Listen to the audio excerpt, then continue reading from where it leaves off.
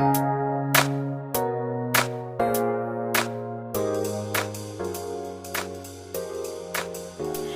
friend, it's Mesha with the Golden Nugget of the Day to help you along your way. It is March, which means it's almost Easter, so let's get into it. And today we'll talk about baptism, because baptism is the representation of the very foundation that describes our belief as a Christian, as a believer. It represents the death, burial, and resurrection of Jesus Christ. So let's go straight to the word. We'll read from Romans chapter 6 and verse 4 today. Let's read it in the NRSV. It reads, "Therefore, we have been buried with him by baptism into death, so that just as Christ was raised from the dead by the glory of the Father, so we too might walk in the newness of life." The verse just explains it perfectly.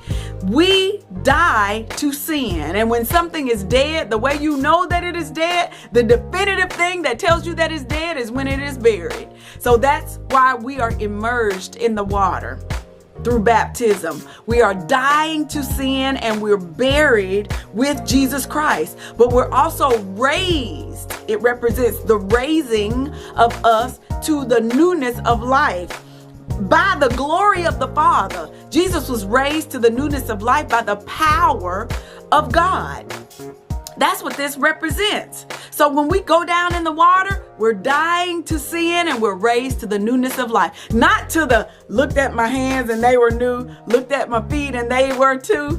No, not necessarily that. Now, if you experienced a physical change when you came out of the water, kudos to you. I believe that. I believe in the power of God and the Holy Ghost.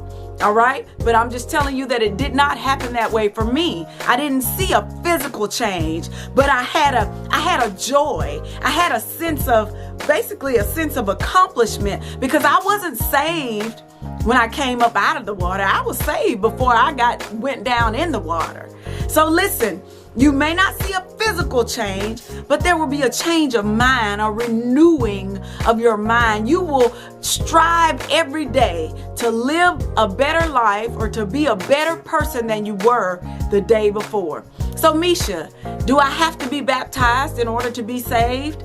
No, you do not. The requirement for salvation is the belief in Jesus Christ and his finished work.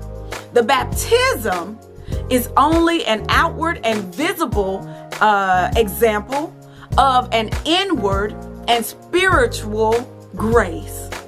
So yes, go through the baptism. It doesn't mean that you are saved.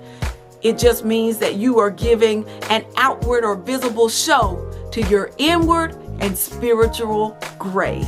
I love y'all. Let's continue to talk next week on Easter topics. I'll see you next week.